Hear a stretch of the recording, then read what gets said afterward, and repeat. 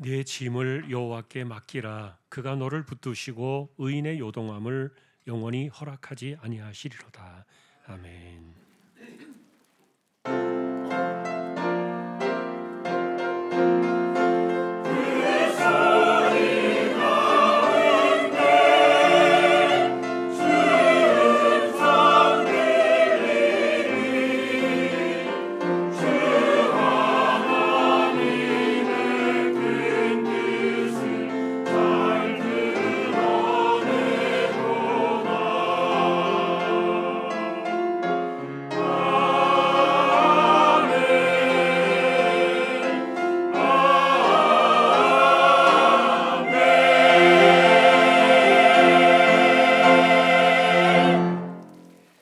하나님 감사합니다. 주님의 날을 주셨습니다.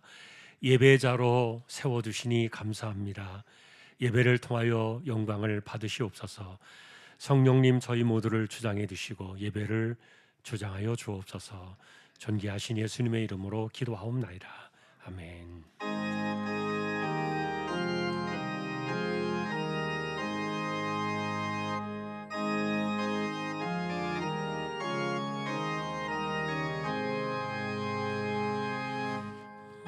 만복의 근원 하나님,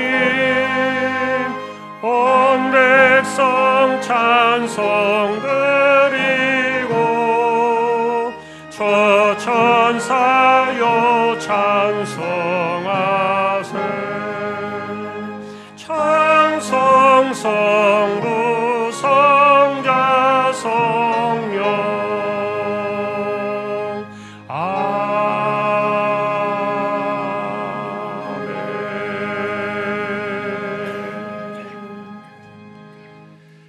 하늘에 계신 우리 아버지여, 이름이 거룩히 여김을 받으시오며 나라의 임하옵시며 뜻이 하늘에서 이룬 것 같이 땅에서도 이루어지이다. 오늘날 우리에게 일용할 양식을 주옵시고 우리가 우리에게 죄지은 자를 사하여 준 것 같이 우리 죄를 사하여 주옵시고 우리를 시험에 들게 하지 마옵시고 다만 악에서 구하옵소서. 대개 나라와 권세와 영광이 아버지께 영원히 있사옵나이다. 아멘. 여호와여, 나의 말에 귀를 기울이사 나의 심정을 헤아려 주소서.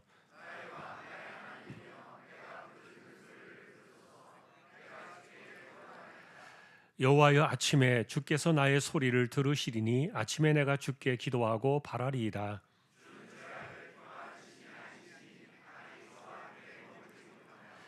오만한 자들이 주의 목전에 서지 못하리이다. 주는 모든 행악자를 미워하시며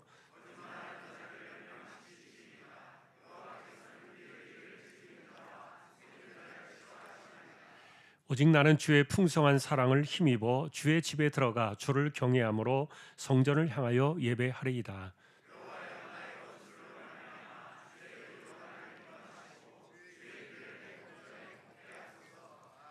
아멘.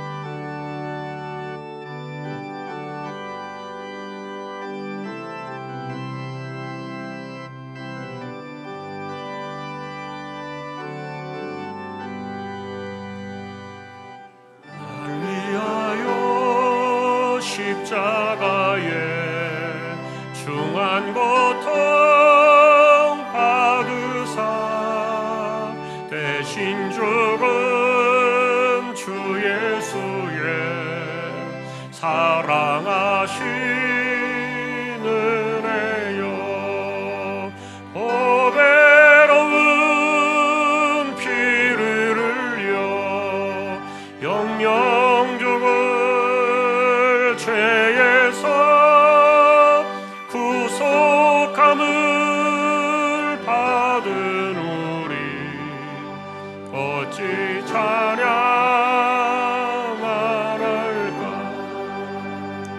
예수 안에 있는 우리 한량없이 즐겁고 주 성령의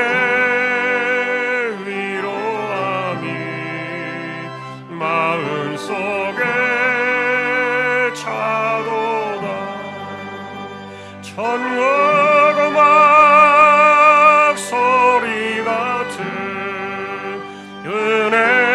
은혜로운 그 말씀 끊임없이 듣는 우리 어찌 찬양 안 할까. 이 세상의 모진 풍파 쉬지 않고 불어도 주님 안에 보호받는 우리 마음 편하다. 늘 깨어서 기도하고 저 천국을 바라며 주님 나를 기다리니 어찌 찬양 안 할까.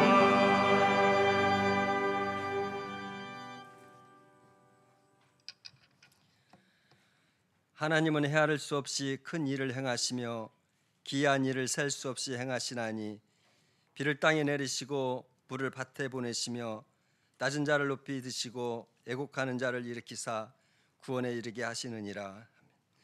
사랑의 하나님 아버지, 1월 한 달도 주님의 은혜 가운데 살게 하시니 감사합니다. 이 자리에 모여 드려지는 모든 찬양과 경배를 기뻐 받으시옵고 영광과 존귀가 주의 이름을 높이며 우리의 마음속에 있는 소망과 믿음이 주님께 온전히 전달되길 간절히 원합니다.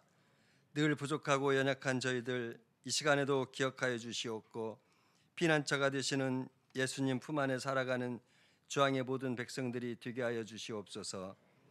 온 세상이 전쟁과 기근과 자연재해로 인해 몸살을 앓고 있습니다. 하나님의 임재하심을 그날과 그때를 아무도 모르지만 우리는 등불을 준비하며 혼인잔치에 초대받는 주왕의 가족들이 다 될 수 있도록 인도하여 주시옵소서. 북한의 도발을 멈춰주시고 고통과 억압이 아닌 자유와 복음이 선포되게 하옵소서. 주님의 몸된 교회를 위해 기도합니다. 하나님의 말씀과 기도로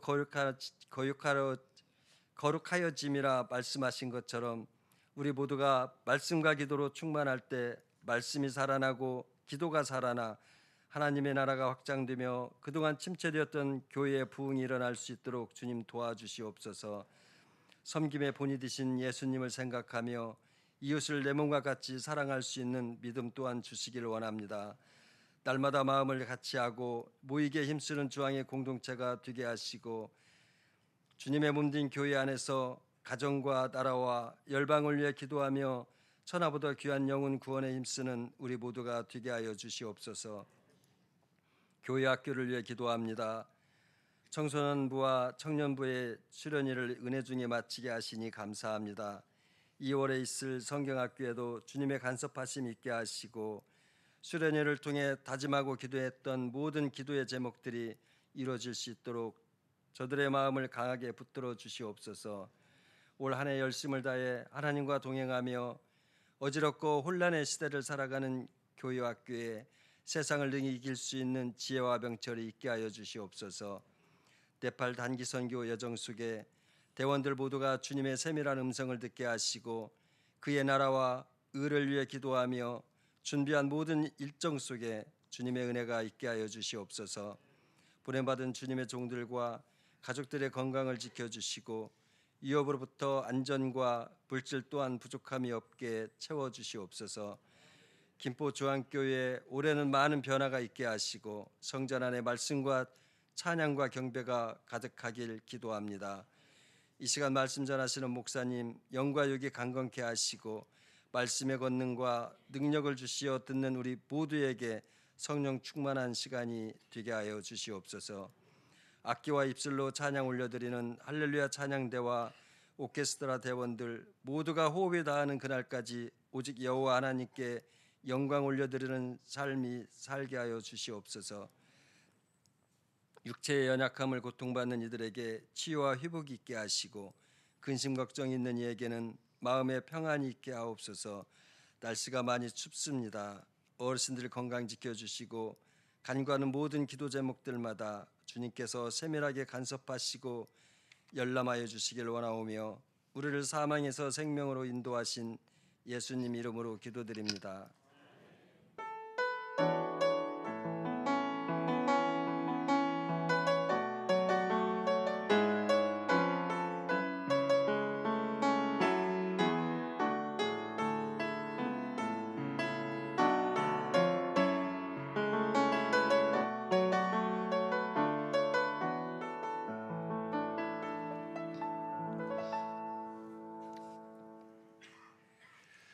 하나님의 말씀 오늘은 로마서 14장 7절에서 12절이 되겠습니다.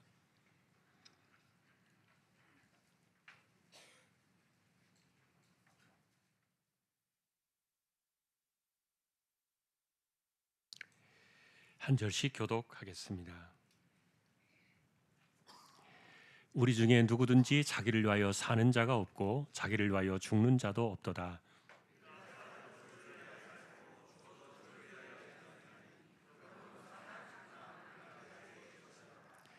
이를 위하여 그리스도께서 죽었다가 다시 살아나셨으니 곧 죽은 자와 산 자의 주가 되려 하심이라.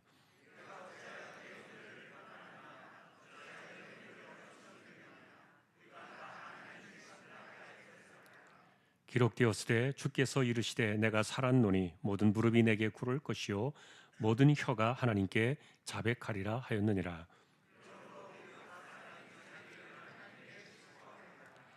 아멘.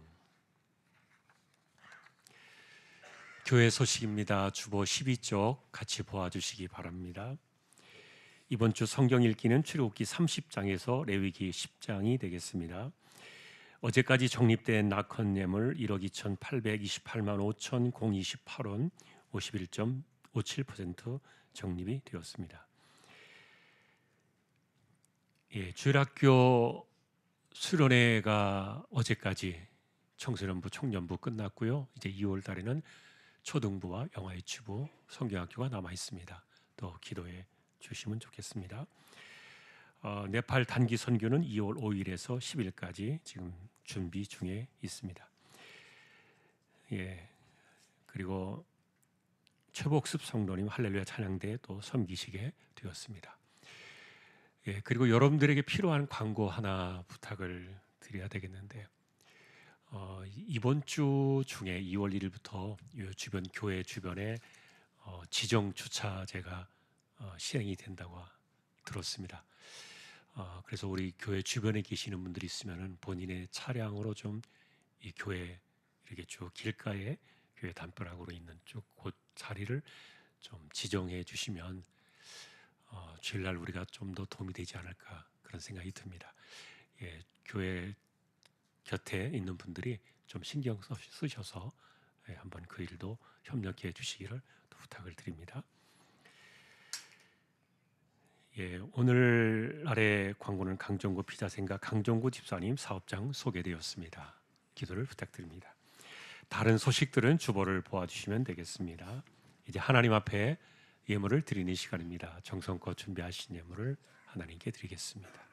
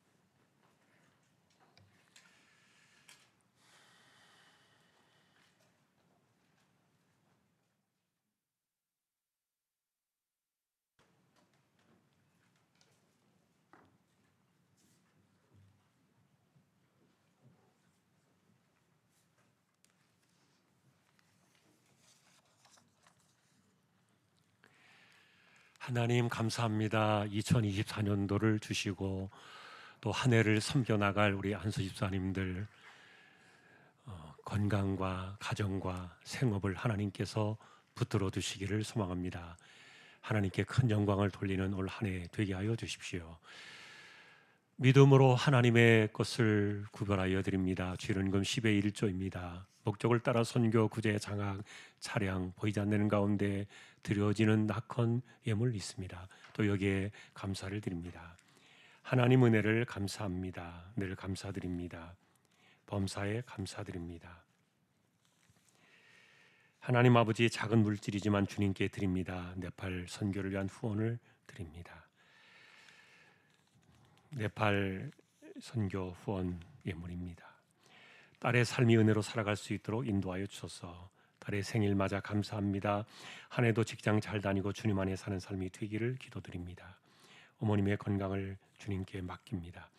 주님의 은혜 감사합니다. 늘 함께하여 주세요.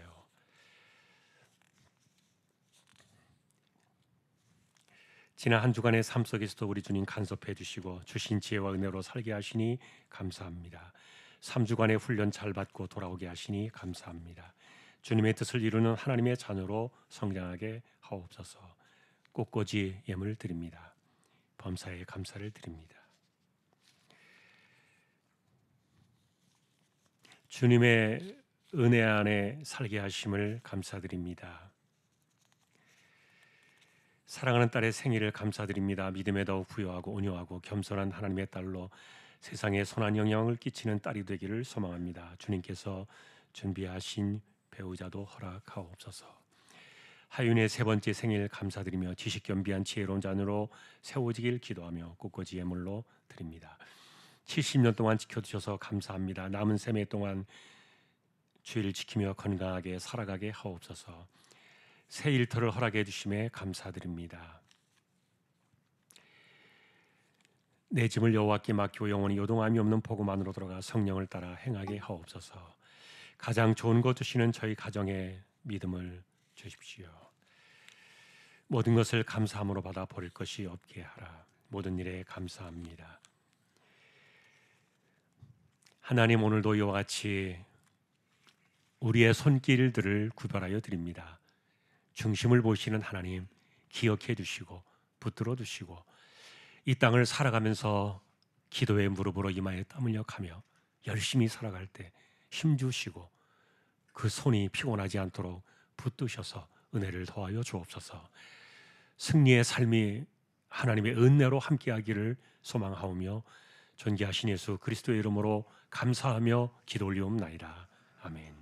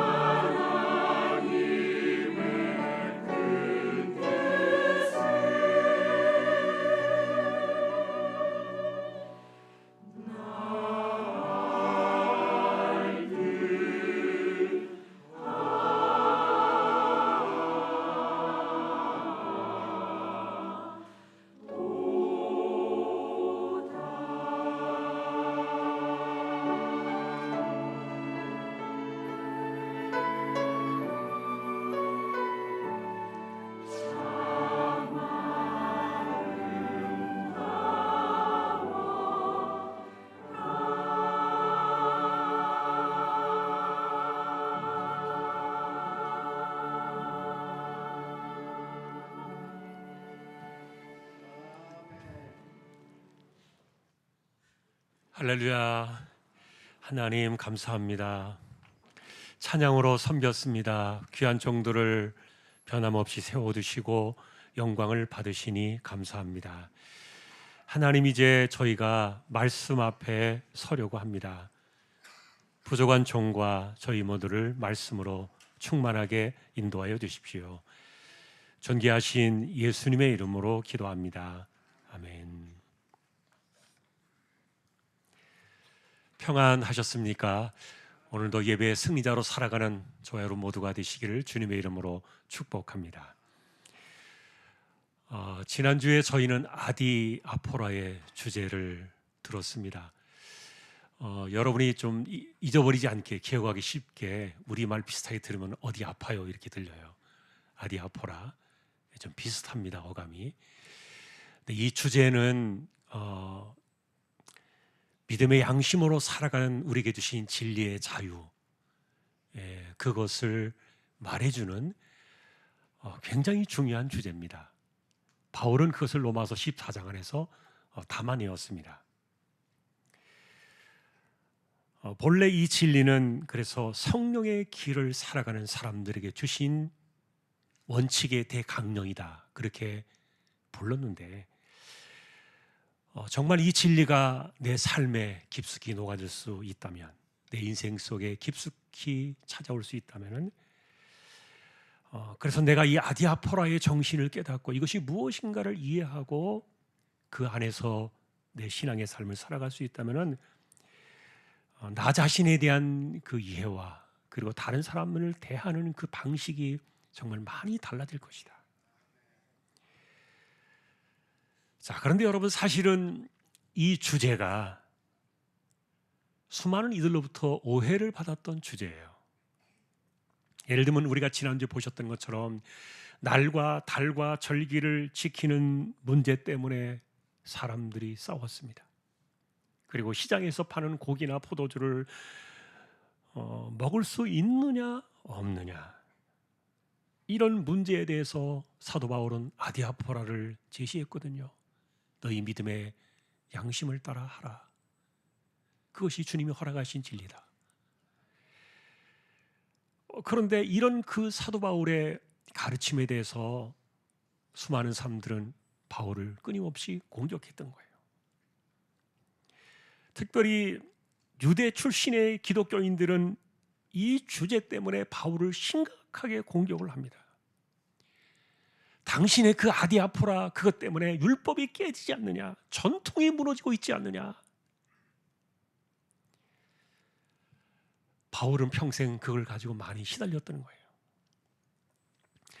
그러나 사도 바울은 이 주제에 대해서 이미 놀라운 승부수를 던진 것이 있었어요. 그것은 뭐냐면은 사랑은 율법의 완성이다.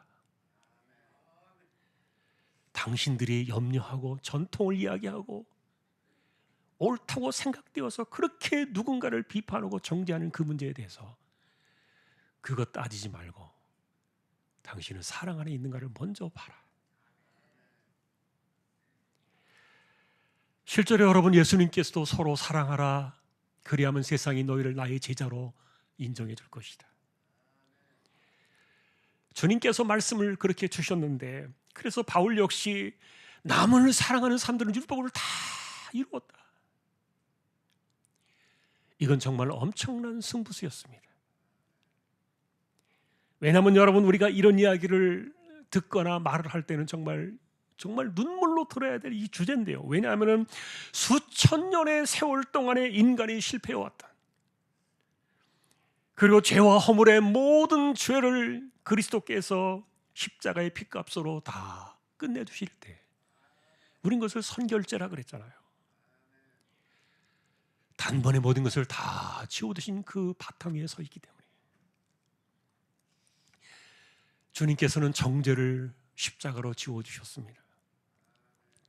그리고 우리가 지어왔던, 그리고 지난날에 살았던 이전의 나에 대해서 과거의 모든 죄와 허물을 하나님은 다 지워주셨고, 그리고 하나님께서는 내가 이전 것을 기억하지 않겠다. 사람의 말이 아니었습니다. 이런 그 주신 그 은혜로 우리에게 남겨진 것은 딱 한 가지밖에 없었던 거예요. 그것은 뭐냐면 사랑이었습니다.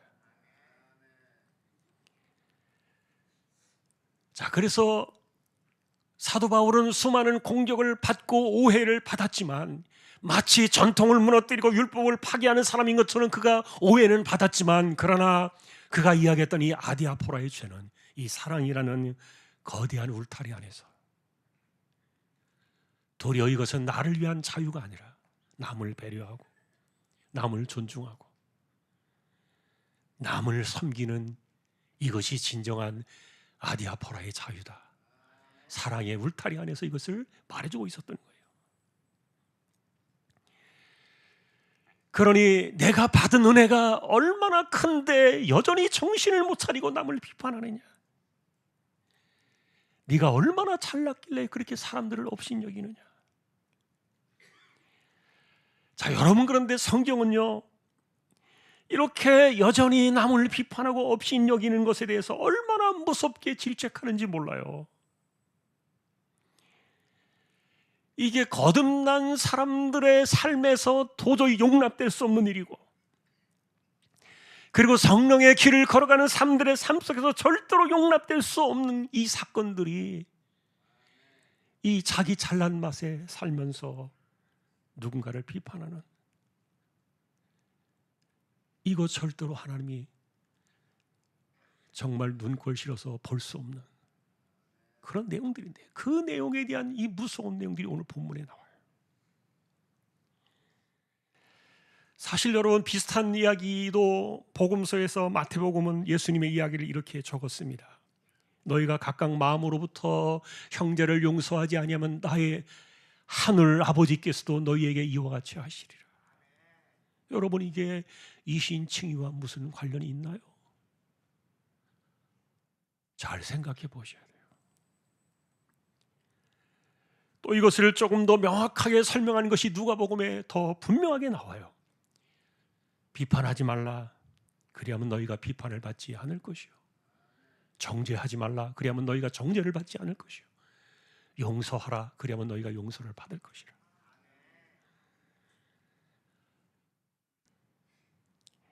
여러분, 이 구절은요, 우리를 구원하신, 우리에게 이신칭의의 은혜를 주신 그분의 입에서 직접 나온 이야기예요. 이걸 우리가 어떻게 허투루 들을 수 있냐고요. 어떤 사람들은 이렇게 이야기합니다. 아니야, 이것은 아직도 십자가 사건이 오기 전에 주신 말씀이기 때문에 십자가 이후에 이신칭의와는 전혀 상관이 없어, 이렇게 말하려고 하는 사람들이 있었어요. 그런데 여러분, 생각해 보세요. 주님의 말씀이 어떻게 십자가 이전과 이후로 나누어질 수 있냐고요. 그럼 우리는 십자가 이전의 예수님과 십자가 이후의 예수님 믿는 게 달라져야 됩니까? 이게 무슨 신앙입니까? 여러분, 주님의 말씀은 언제나 같은 선상에 있는 거예요. 자, 그러니 문제는 언제나 우리 자신이라 그랬습니다. 이신칭의 이후에 우리에게 단숨에 우리를 성령의 길로 올려두셨는데, 그런데 이 길 속에서 우리가 여전히 나 잘난 맛에 남을 비판하고 정죄하고 용서하지 않는 마음을 가지고 살아간다면 하나님께서 말씀하시는 겁니다. 너 그대로 내가 갚겠다. 그러니 하나님의 자녀라고 일컫는 사람들이 절대로 용납할 수 없는, 하나님께서 도저히 어떤 그 허용할 수 없는 이런 무서운 것이 바로 여기에 있는데, 그러니 우리가 두려워해야 될 것은 내 생각이나 내 입장이나 내 판단이 아니라 주님 그분의 말씀이 아니겠습니까? 오죽하면은 주여 주여 그렇게 하던 사람들조차도 내가 너희를 모른다, 이런 일들이 일어날 수 있겠냐고요. 사람들이 주님의 이름으로 선지한 노릇을 하고 주님의 이름으로 귀신을 쫓아내고 주님의 이름으로 많은 권능을 행했습니다. 그런데 그것은 그들의 생각이었지 주님의 판단은 아니었던 거예요. 오죽하면은 불법을 행한 자들아, 내게서 떠나가라. 그러니 여러분, 누가 도대체 천국 백성입니까? 하늘에 계신 아버지의 뜻대로 행하는 자만이 들어간다 그랬는데 이것이 무엇을 의미하느냐고요. 그러니 여러분, 우리는 내가 무엇을 얼마나 했느냐가 중요하지 않아요. 나는 평생에 누구의 뜻을 따라 살았느냐, 얼마나 잘했느냐의 문제가 아니에요. 중심이라니까요. 그래서 십자가의 은혜가 지배하는 이 성령의 길 속에서 여전히 내가 누군가를 비판하고 정죄하고 용서하지 않으려는 이런 것들은, 이게 십자가의 그 길과는 어긋나는 거예요. 똑같이 그대로 받을 것이다. 자, 그런데 여러분, 지난주에 우리가 만났던 이 초대교회 성도들조차도 이런 주제를요, 그들은 너무 가벼이 여겼어요. 그리고 하나님께서 이 성령의 길에 우리에게 주신 이 아디아포라의 거대한 자유를 나는 누리면서 다른 사람들에게는 그것을 허물어 버리는 이런 사건들을 그들이 갖고 있었던 겁니다. 이것을 로마서 14장에서 바울은 그 민낯을 완전히 까놓고 있었던 거예요. 지난주에 우리가 만났던 주제는 두 가지 사례였습니다. 첫째는 고기와 포도주를 먹는 것을 놓고 이걸 먹느냐 마느냐. 그래서 먹는 사람들에 대해서는 먹지 않아야 된다는 사람들이 막 비판을 했고, 또 먹는 사람은 먹지 못하는 사람들을 향해서 니들의 신앙이 그 정도밖에 안 되니까 이렇게 업신여겼는데, 이게 용납될 수 없는 기가 막힌 사건들이었던 거예요. 또 다른 하나는 이 날을 지켜야 돼, 이 날만을 해야 돼, 이렇게 날과 달과 절기에 대해서 이것을 지키느냐 마느냐, 어떤 것이 옳으냐, 이런 것에 대해서 서로 비판과 정죄가 오갔는데, 자, 그런데 바울은요, 우리에게 아디아포라를 이야기하면서 둘 다 틀린 것이 아니다 그러지 않았어요. 둘 다 옳다, 서로를 존중하라. 자, 그런데 여러분, 사실 이것은 하나의 사례였지만 이런 일들은 어디서든지 우리 안에서 발생할 수 있는 것이 아니겠습니까? 사실 사람들은 언제나 내가 지금까지 살아왔던 내 인생의 관점 속에서 여러분 사람들을 해석하고 교회를 판단하고 그리고 또 인생을 해석하지 않습니까? 그러니 그가 하는 말들은 어디에서 나옵니까? 오랜 세월 동안 내 몸에 붙어 있고, 그리고 내 습관에 익숙했던 내 삶에 그동안에 살아왔던 전통과 판단과 생각들이, 이것이 내 입을 통해서 나오는 것이거든요. 이걸 어떻게 하루아침에 우리가 극복할 수 있겠냐고요. 사실 쉽지 않다는 것은 압니다. 그런데 성경은 그런 인간의 사정을 봐주지 않아요. 이걸 그냥 단숨에 뛰어넘어요. 거듭난 사람의 그 삶이라는 것은 내가 죽고 난 이후에 사는 것이지, 이전에 내가 버젓이 지금 내 현재의 발목을 붙잡고 사는 것은 아니다. 자, 그런데 여러분, 모든 그리스도인들이 이것을 쉽게 받아들이고 쉽게 자신의 인생을 바꾼 사람들은 많지 않았어요. 어쩌면 우리 역시 그럴지도 모르겠고요. 자, 유대인 출신의 기독교인들을 생각하면 더 분명히 이해가 될 겁니다. 이들은 정말 심했거든요. 실제로 오랜 세월 동안 우상 숭배의 그 문제 때문에 이들은 큰 재앙을 경험했던 민족이었어요. 그러니 우상의 우자만 들어가도 경기를 일으킬 사람들인데, 그런데 혹시라도 제단에 들어갔다 나온 그 음식이면 어떻게 되느냐, 이게 마음속에 너무 꺼림칙하니까 도무지 먹을 수가 없는 거예요. 그런데 바울은 그들을 향해서 말한 겁니다. 당신들은 여전히 십자가에 주신 이 놀라운 자유의 은혜를 누리지 못해서 믿음이 약해서 그렇다. 그러나 틀렸다고 말하지는 않았습니다. 왜냐하면 이들의 아디아포라는 그리스도가 우리에게 주신 그 십자가의 진리의 자유의 그 은혜보다도 여전히 율법이 두렵고 과거의 전통을 깨는 것이 두렵다고 생각했기 때문에, 그래서 당신들의 믿음의 양심과 한계가 그 정도라면 그래, 거기까지도 옳다. 이건 당신들이 가지고 있는 믿음의 한계가 아니냐. 그러나 우리는 그 당신들이 결정하는 아디아포라의 그 자유를 우리 인정한다. 반면에 여러분, 우상은 아무것도 아니다. 이건 성경의 가르침이 아닙니까? 그리고 심지어 음식이 사람을 더럽히는 것이 아니다. 속에서 나오는 것이 사람을 더럽게 하지.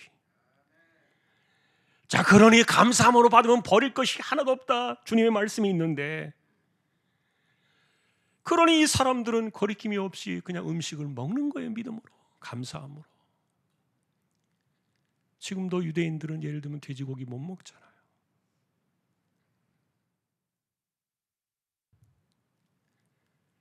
자, 그런데 이렇게 믿음 안에서 이것을 먹는 사람들을 바울은 뭐라고 말했습니까? 그래, 당신들의 믿음이 크다. 왜냐하면 우리의 양심과 믿음은 십자가로 모든 것을 다 지워주신 죄 용서의 의미 아래 우리는 과거를 털어내고 지금 살고 있기 때문에. 그러나 그렇다고 해서 먹지 못하는 그들의 믿음이 약하다고 해서 업신여기지 마라. 이건 정말 큰 문제였던 거예요. 그래서 여러분이 아디아포라의 이 자유는 큰 믿음이냐 작은 믿음이냐 이걸 구별하는 것이 아니었던 거예요. 내가 살아가는 내 인생의 그릇에 맞게 내가 진리 안에서 주신 이 아디아포라의 삶을 살면은 그것으로 서로 인정하는데, 그러니까 바울은요, 다 틀렸다 이렇게 양비로는 절대로 아니라고 말했어요. 기독교인의 정신은요, 삶은 성령의 길은 누군가를 비판하고 틀렸다고 말하지 않아요. 이것이 왜 그런가 하는 주제들이 오늘 본문 속에서 더 깊이 나옵니다. 사실 오늘 바울의 가르침은 이것에 대한 주제를 한층 더 강화시켜 나가고 있습니다. 아마도 여러분들은 예전에 한번 들은 적이 있을 거예요. 기독교의 최고의 영성은 뭐냐? 최고의 덕목은 뭐냐? 공통적으로 학자들이 하는 이야기가 있습니다. 아디아포라의 삶이 내 인생 전체에 나타나는 이것이 뭐냐? 너그러움이다. 진정한 영성의 사람들은 너그럽다는 거예요. 그래서 사도 베드로는 사람들의 허물조차도 다 삼켜낼 수 있는 이 폭넓은 너그러운 사람을, 사랑이라는 큰 보자기 안에 그를 담아내고 있었는데, 그러니 내가 하나님 안에서 이런 진리의 자유를 주신 그 아디아포라의 신앙을 가지고 살아가고 있지만, 그러나 내가 판단하고 결정하며 살아가는 이 믿음과 양심의 자유는 사랑의 울타리 안에서 이것이 작동하고 있었던 거예요. 그래서 바울은 지난주에도 이렇게 이야기를 했던 겁니다. 6절에서 나를 중히 여기는 자도 주를 위하여 중히 여기고 먹는 자도 주를 위하여 먹으니 이는 하나님께 감사하며 먹지 않는 자도 주를 위하여 먹지 아니하며 하나님께 감사하느니라. 어떻게 했느냐가 중요한 것이 아니라 정말 주님을 위한 결정인가, 그리고 하나님께 감사할 수 있는가. 그렇다면 어떤 날을 중히 여기든 먹든지 아니 먹든지 당신의 아디아포라는 옳다. 자, 이런 내용들이 여러분 오늘 7절, 8절을 이어가면서 더 이것이 사용되어지고 있는데, 그런데 우리가 이것들을 바라보기 전에 먼저 우리가 뒷부분에서 살펴야 될 10절 이하의 주제들을 먼저 다시 봐야 되는데, 이것은 10절에서 한 번 더 이 비판의 주제를 바울이 가져옵니다. 그리고 사도 바울은 이 주제를 굉장히 무섭고 떨리는 마음으로 이것을 다시 우리에게 말해주기 시작합니다. 여러분, 형제를 비판하고 형제를 업신여기는 이것이 이렇게 무서운 일인가?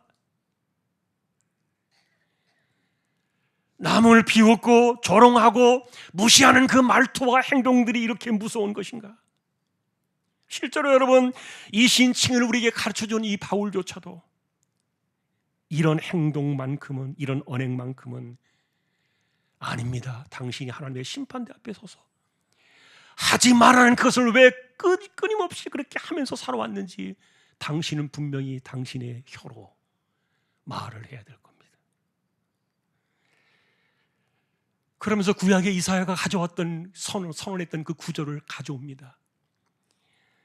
이사야 46장 8절 9절에 보니까 너희 패역한 자들아 이 일을 기억하고 장부가 되라. 이 일을 마음에 두라. 너희는 옛적 일을 기억하라. 나는 하나님이라. 나 외에 다른 이가 없느니라.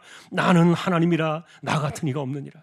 여러분, 이 한 구절 안에서 나는 하나님이라는 이 말씀이 두 번이나 강조되면서 외치고 있는데 기억하라는 거예요. 뭘 기억하라는 겁니까? 패역했던 일들, 옛적 일들을 기억하라 이렇게 말하고 있는데 이들은요 왜 이런 그 하나님 앞에서 이들이 소환을 당하는가? 그것은 그들이 하나님이신 은혜와 약속의 말씀을 떠나서 살았던 것에 대해서 하나님 앞에 와서 무릎을 꿇고 왜 그랬는지를 설명해 봐라 그 말이에요.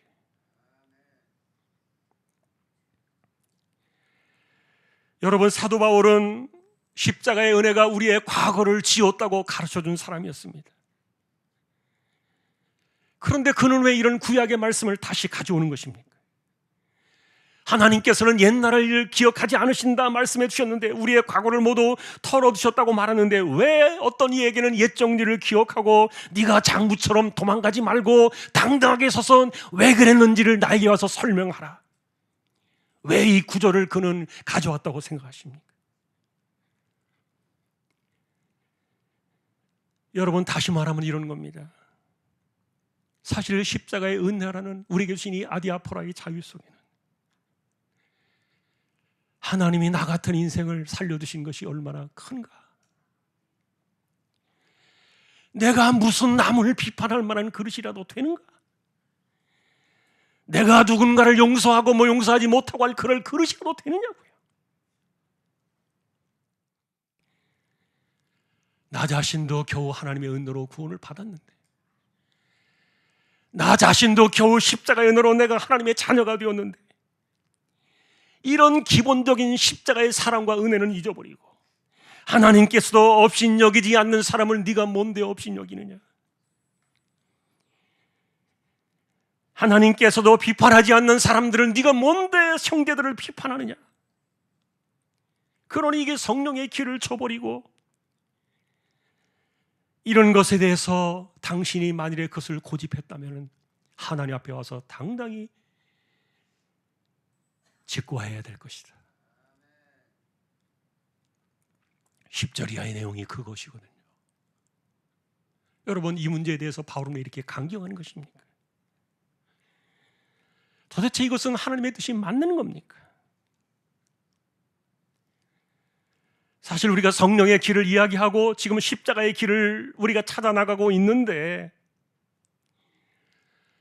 여기에는 모든 것들이 우리 안에서 믿음의 양심을 따라 자유하게 살아갈 수 있도록 아디아포라의 자유를 이야기해주고 있는데, 그런데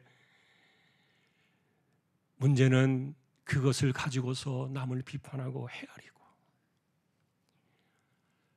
사람을 업신여기고 멸시하는 이런 그 언행의 태도들이 하나님의 나라에서는 절대로 쉽게 넘어갈 수 없는 문제다. 자, 그래서 여러분, 우리가 잠깐 정신줄을 놓고 바울이 10절 이하의 한 내용들을 보면은요, 마치 우리를 이전의 율법처럼 그리고 옛날로 돌아가게 하는 것처럼 우리를 무서운 협박 앞에 세운다고 생각할지도 모르겠어요. 우리가 은혜의 길을 살아가고 성령의 길을 살아가고 이렇게 거침없이 천국을 향해서 전진해가는 생명의 길을 찾아가고 있는데 난데없이 날벼락처럼 이런 것들이 찾아와가지고는 이것과 이신칭유와는 마치 상관이 없는 것처럼 이렇게 혼란스럽게 이 말씀이 치고 들어올 수 있는데, 자, 그런데 바울이 우리에게 전해주고 있는 이런 개념들은 이것입니다. 십자가의 은혜로 내게 주신 믿음의 자유, 아디아포라의 자유는 하나님이 내가 그렇게 살 수 있도록 나에게 주신 자유지. 내가 누군가를 비판하고 내가 누군가를 정죄할 수 있을 만큼의 그럴 만한 자격과 권한을 주신 적이 없다는 거예요.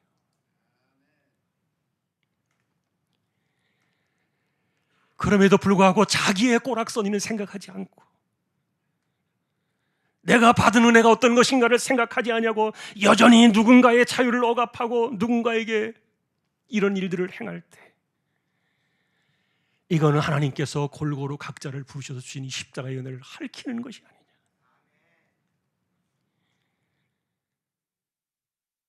여러분들은 이 아디아포라는 이 단어를 최근에 들었는지 모르겠습니다.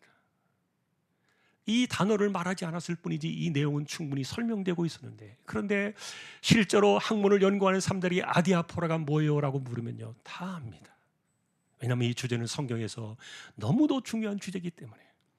하나님께서 정지하지 않으시는 다양한 자유를 우리에게 주셨는데 그 믿음으로 살아가는 이것이 내게 주신 이 진리의 아디아포라다, 이렇게 말하는데, 그런데 이 아디아포라의 기본적인 정신은 뭐냐면은 다른 사람을 향해서 생각할 때 무한한 칭찬과 격려와 그 사람이 하는 일들에 대해서 인정하는 마음이 아디아포라의 기본이에요. 그래서 여러분, 그 세상에서도 긍정의 마인드를 가지세요, 긍정의 생각을 가지세요, 긍정의 말을 하세요, 막 이렇게 하잖아요. 근데 사실은 그런 것들이 다 이 아디아포라의 정신에서 나온 거예요.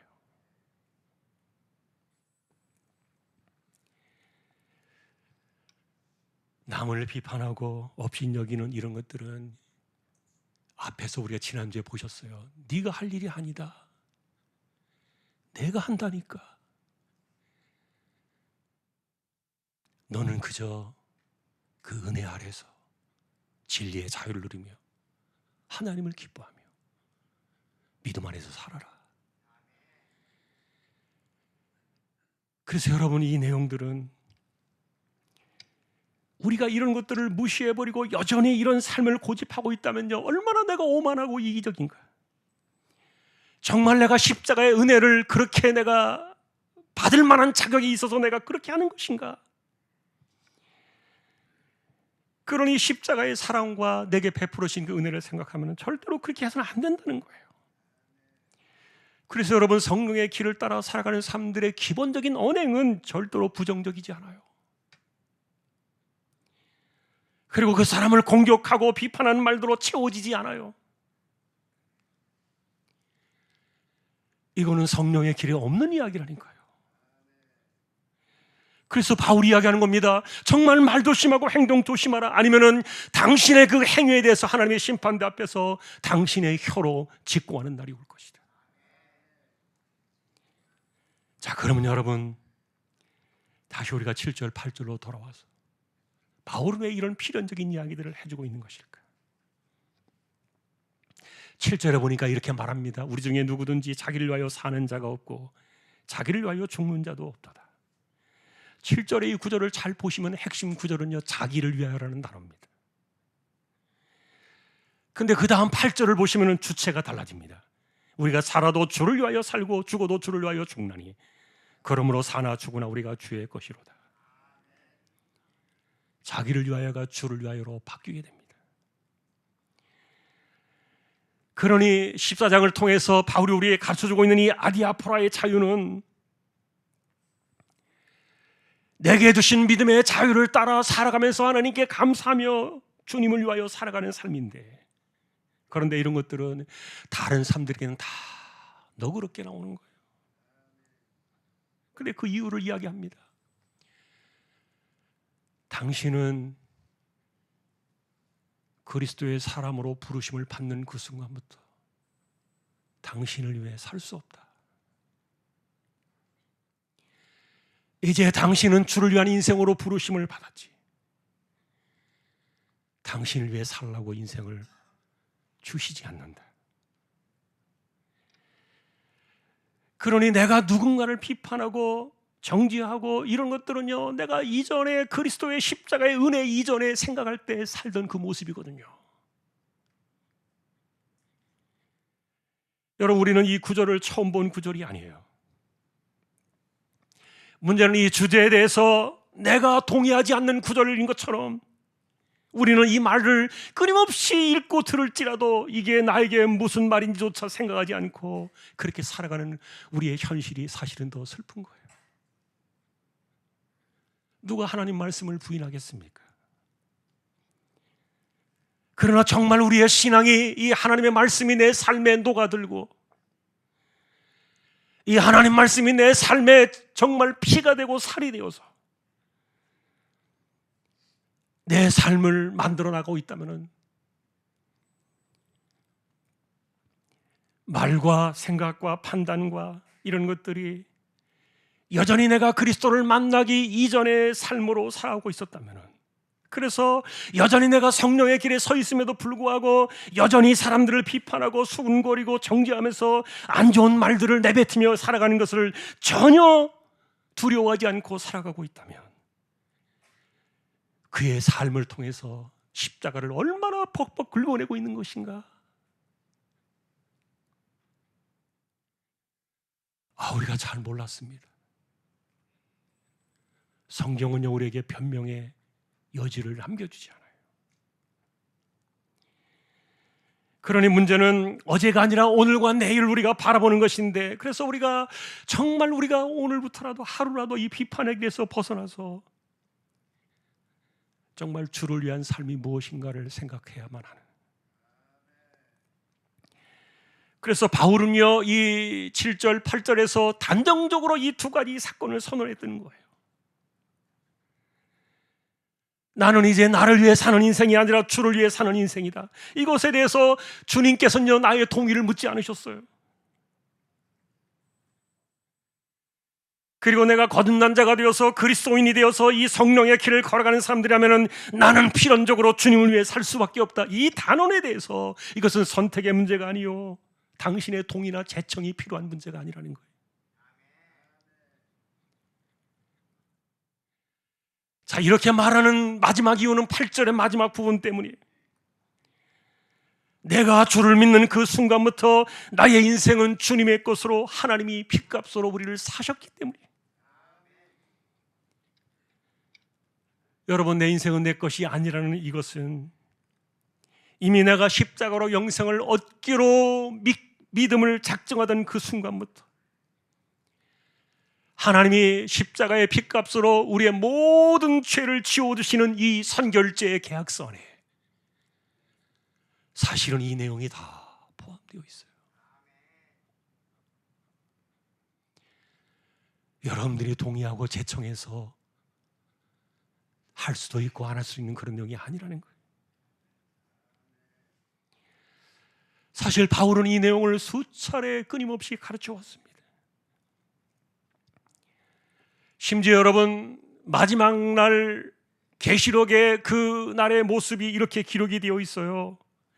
인을 떼신 어린 양께서 각 족속과 방언과 백성과 나라 가운데서 사람들을 다 모아서 하나님께 바치는 날이 오는데, 그들은 누구냐?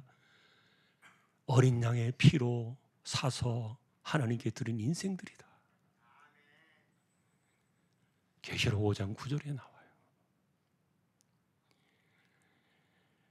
그러니 문제는 내가 이 말씀이 무슨 말인지를 몰라서 그렇게 내 삶에서 구체화시키는 그 순종의 마음에 관심이 부족하게 살아왔다는 거 우리 인정해야 돼요. 그리고 십자가의 선결제 안에서 우리에게 주신 단숨에 올려주신 이 성령의 길은 이전 것이 지나가고 새로운 피조물이 되었다는 이 선언 자체가, 이것이 우리를 위해 사는 인생이 아니라 이제는 주님을 위한 인생으로 우리의 시간이 새롭게 열렸다는 것, 나의 동의 대청을 구하는 사건이 아니에요. 이건 이미 핏값으로 사신 하나님의 선결제의 계약서 안에 다 들어있는 내용이에요.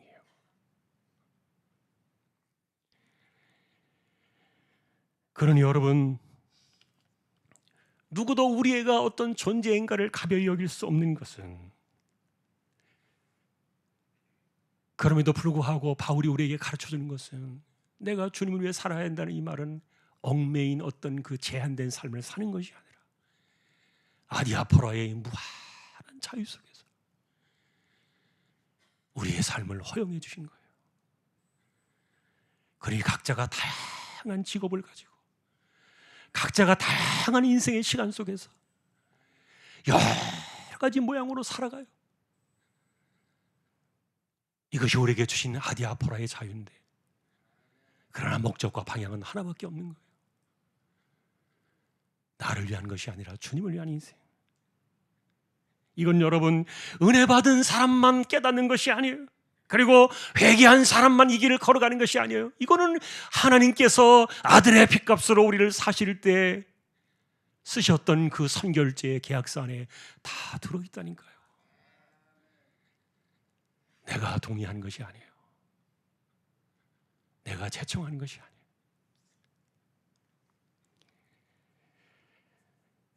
아니에요. 우리 지난주에 불렀던 복음 찬송 하나만 잠시 하고 결론을 맺겠습니다. 내가 지금 사는 거 주님의 크신 은혜요.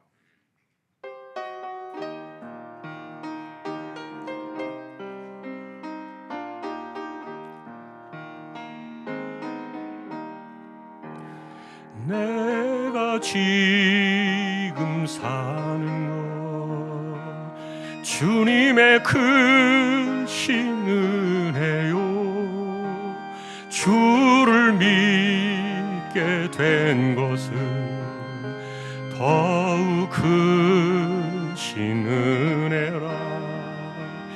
넘치는 주의 사랑, 놀라운 주의 은혜, 날마다 경험하며 주께 감사합니다.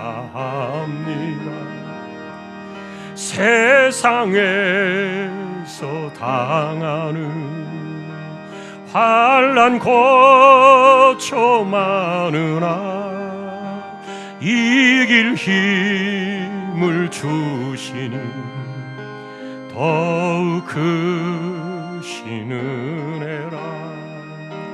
답답할 때 기도로, 쓰러질 때 손길로 어루만져 주시니 주여 감사합니다.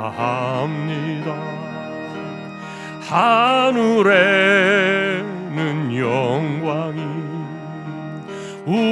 우리에겐 기쁨이 날로 더해 가는 것, 더욱 크신 은혜라.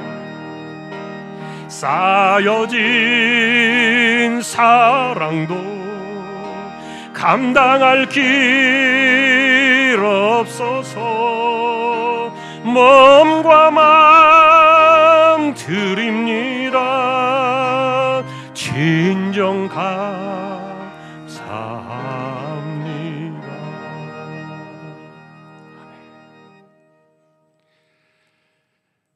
내 인생은 내 것이 아니다.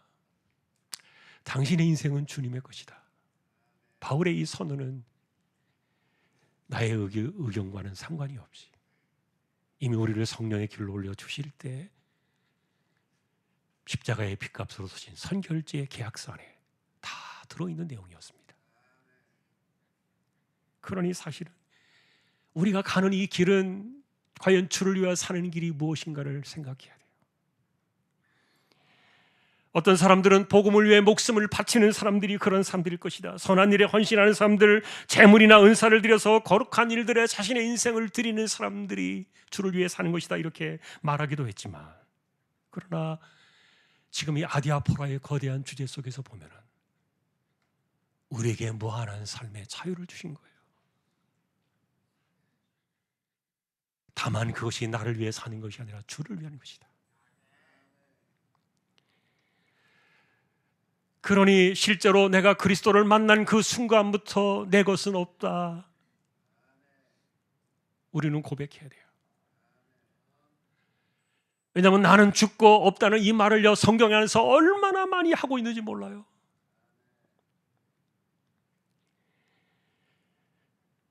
자, 그런데 여전히 여러분, 우리는 나를 자꾸만 들먹이는 그런 것들이 우리를 힘들게 합니다. 그리고 사람들의 그런 꼴을 보는데 복장이 터져나가는 거예요.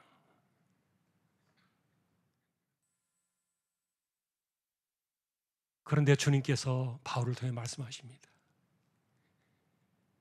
네가 뭘 할 수 있는데 왜 그렇게 분란을 일으키느냐? 그가 넘어지든 세워지든 내가 한다니까. 네가 왜 주인인 것처럼 활용하느냐? 주인은 나야. 여러분, 이게 지난주에 이어서 오늘 보시는 내용들이에요. 내가 때려도 내가 때릴 것이고, 내가 세워도 내가 그를 세울 것이고, 그리고 바로잡는다 할지라도 내가 바로잡을 것이지. 너는 그저 은혜 아래, 율법을 다 완성해 나가는 이 사랑의 그 은혜 아래에서 이 진리의 자유를 누리며 감사하며 살면 되는 것이다.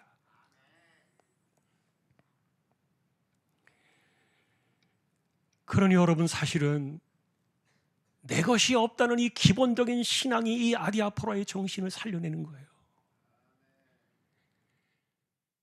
여전히 내 것이 있고 내가 있고 내가 여전히 너무도 시퍼렇게 살아있다 보니까. 그래서 여러분, 성령의 길에 하나님께서 이렇게 십자가의 그 은혜의 사건을 정말 벅벅 긁어대는 이런 그 엄청난 사건들, 그래서 이신칭유로 찾아오는 삶들의 삶 속에서는 절대로 용납될 수 없는 이런 일들이 왜 끊임없이 일어나느냐? 성경을 자기에게 가져오지 않아서 그래요. 내가 죽었다니까요. 내 것이 없다니까요.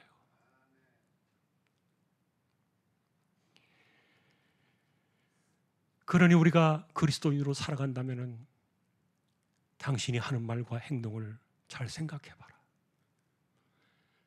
이 성령의 길을 거역하며 살아간다면 하나님의 심판 앞에 직구하는 날이 온다. 당신의 혀로 자백해야 될 것이다. 그러니 여러분, 우리의 말은요 흩어져 버리지만 그러나 없어지는 게 아니에요. 내가 무슨 행동을 하고 잊어버렸을지 모르겠지만 그러나 하나님께서는요 그 흔적을 다 갖고 계신다니까요. 우리에게 남은 것은 내가 살아도 주를 위해, 죽어도 주를 위해. 그러니 여러분이 우리에게 이 구절은 무슨 의미가 있겠습니까? 그냥 멋있게 감동 한번 스쳐주고 지나가는 그런 구절이라고 여기면 안 돼요. 이건 우리에게 주신 진리의 기본이고, 그리고 이 안에서 우리는 아디아포라의 자유를 누리는 거예요. 바라기는 말씀의 깊이가 올 한 해도 우리를 더 깊은 은혜의 사람, 더 깊은 성령의 사람으로 이끌어가는 올 한 해가 될 수 있기를 존귀하신 주님의 이름으로 간절히 축원합니다.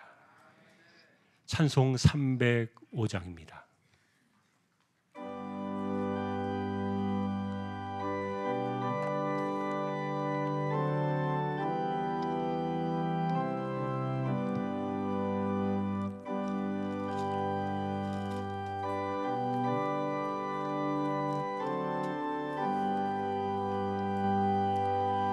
나 같은 죄인 살리신 주 은혜 놀라워 잃었던 생명 찾아 광명을 얻었네. 큰 죄악에서 건지신 주 은혜 고마워. 나 처음 믿은 그 시간 귀하고 귀하다. 이제껏 내가 산 것도 주님의 은혜라. 또 나를 장차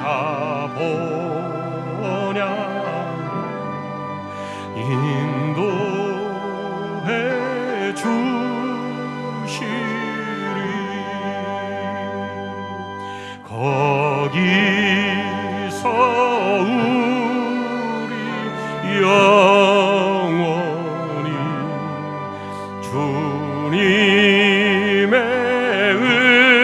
은혜로 해처럼 밝게 살면서 주 찬양하리라.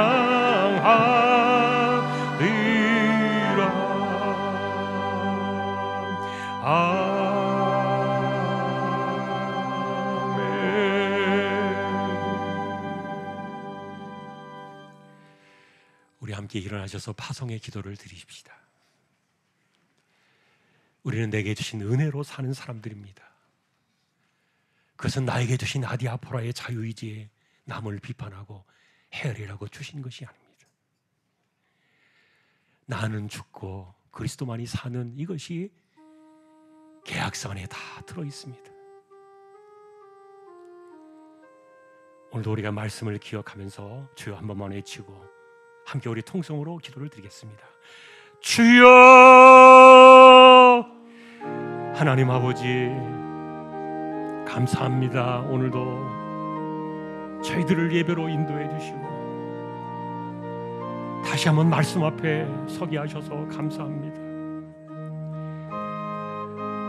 이제는 우리를 위하여 사는 것이 아니라 주를 위하여 사는 것이, 이것이 성령의 길에 남아있는 유일한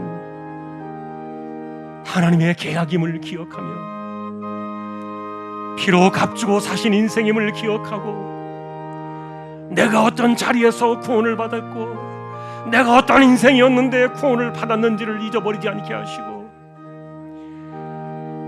이전의 과거, 이전에 지나간 옛사람의 모든 것들을 다 지워버리시는 하나님의 은혜를 기억하며 이제 내게 주신 이 진리 안에서의 이 아디아포라의 이 놀라운 자유를 누리며 오직 주를 위하여 살아가는 이 거룩한 삶의 하나의 길만이 있음을 기억하고 우리가 이 삶을 살아가기 위하여 기도하며 하나님의 뜻을 물으며 그리고 하나님께 감사하며 살아갈 수 있는 우리 모든 믿음의 식구들이 되어서 올 한 해 더 깊은 신앙의 은혜와 믿음의 길로 들어갈 수 있도록 우리를 주장하여 주옵소서. 하나님의 은혜가 함께 하시기를 소망합니다. 감사합니다.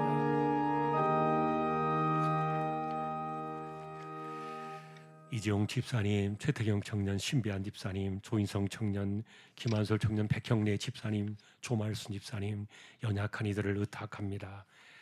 병원 치료받는 이들, 암 치료하시는 분들, 연약한 사람들, 가난한 사람들, 그리고 기도의 은혜가 필요한 이들, 하나님께서 오늘도 기억하여 주십시오. 연세 많으신 분들 기력을 붙들어 두시고 맑은 정신 총기가 흐려지지 않게 하여 주옵소서. 죄락교 젖먹이 어린아이부터 백발의 노년에 이르도록 우리는 피값으로 사신 주님의 것임을 기억하며 내가 살아도 주를 위하여 죽어도 주를 위하여 이것이 무엇인가를 기억하며 우리로 하여금 십자가의 진리 안에서 무한하게 열어두신 이 아디아포라의 자유를 누리며 언제나 은혜 아래 엎드려 겸손히 이 길을 걸어가는 주님을 위한 길, 십자가의 길을 걸어가며 마지막까지 승리하는 우리 모두 되게 하여 주십시오.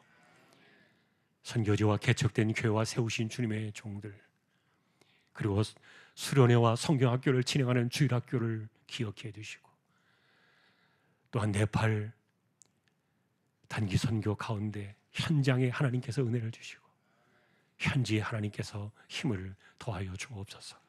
예배를 마치고 돌아가려고 합니다. 우리의 삶 속에 함께 하시기를, 은혜를 더해 주시기를 존귀하신 예수님의 이름으로 간절히 기도하며 우리의 구주가 되시는 주님 예수 그리스도의 은혜와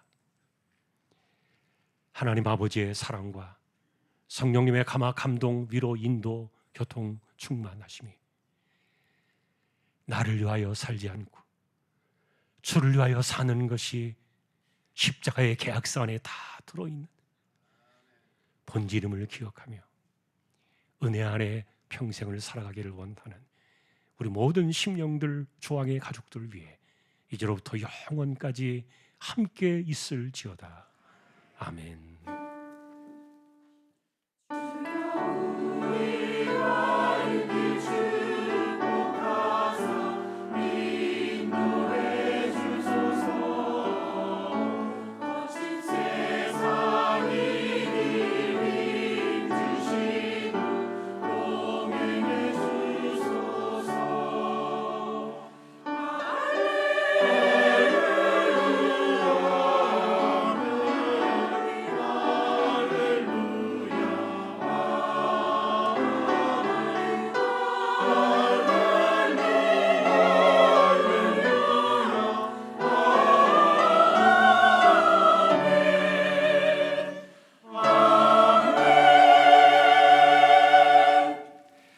한 주도 승리하시기를 주님의 이름으로 축복합니다.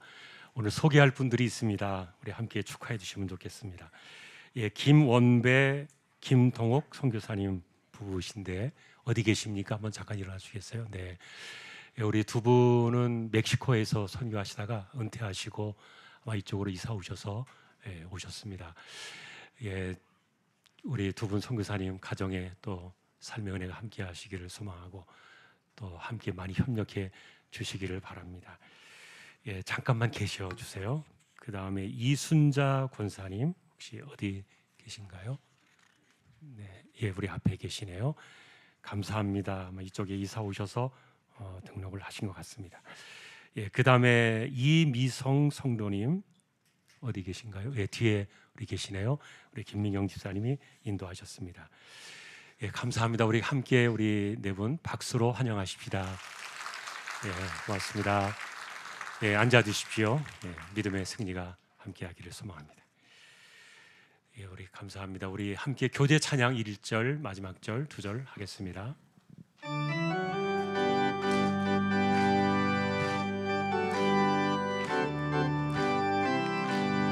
예수 안에서 우리 화목됐네. 예수 안에서 우리 화목됐네. 하나님의 영광 함께 누릴 소망 있네. 예수 안에서 우리 다같이 손잡고 3절 찬양하겠습니다. 예수 안에서 우리 사랑하네. 예수 안에서 우리 사랑하네. 하나님의 영광 함께 누릴 소망 있네. 예수 안에서 우리 사랑하네. 서로 인사하겠습니다. 승리하십시오.